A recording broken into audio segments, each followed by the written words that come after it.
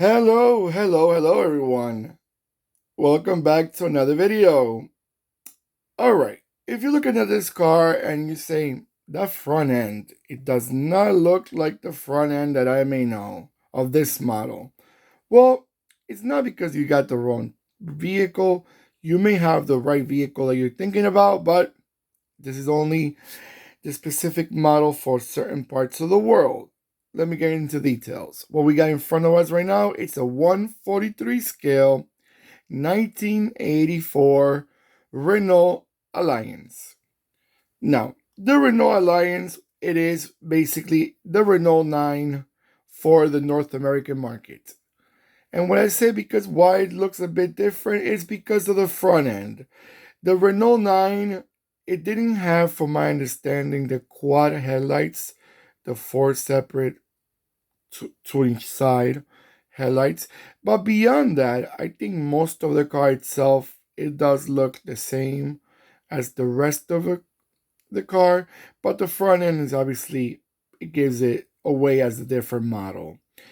Now, the Renault Alliance was a front end subcompact automobile. It was marketed for the North American market by American Motors, which was AMC, between 1983 till 1987.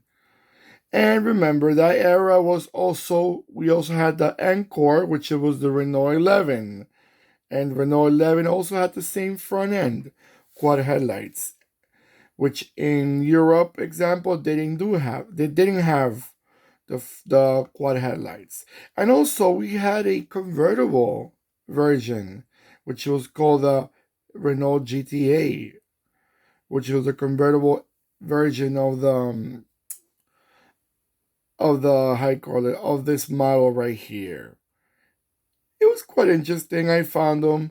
I liked a little bit of a difference from the European model, but I didn't mind the European model. I liked the way it looked from the beginning, but I think because of the headlights issues that I didn't the qualifications, a lot of European cars had that issue. I remember from the late 70s and early 80s. I remember Mercedes Benz had to get a bit different headlights. Volvo too.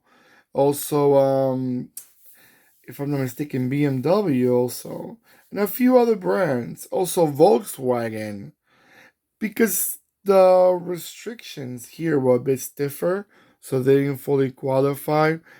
Hey, that's from what I know. Maybe I'm not fully correct. Please do not chew me up for that, but that's from my understanding.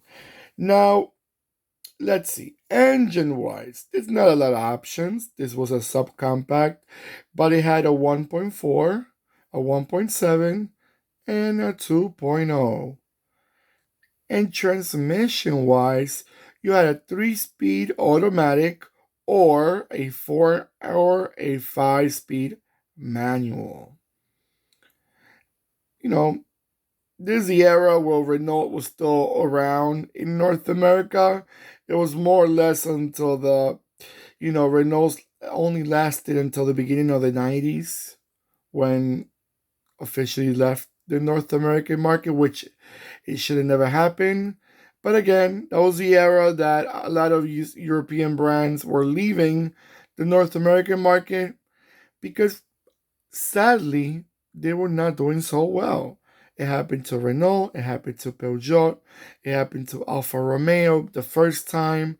They came back again now, but they were here before and they left. It happened to other brands. I think, I'm trying to remember, Fiat left before. Fiat left earlier. No, actually around in the 80s. But some brands left more or less around the same time because of the same problems with sales and not being well respected because they were not the most reliable, and we all know the story behind them. All right, guys, so I'm gonna let it go around a few times, and I'll be right back.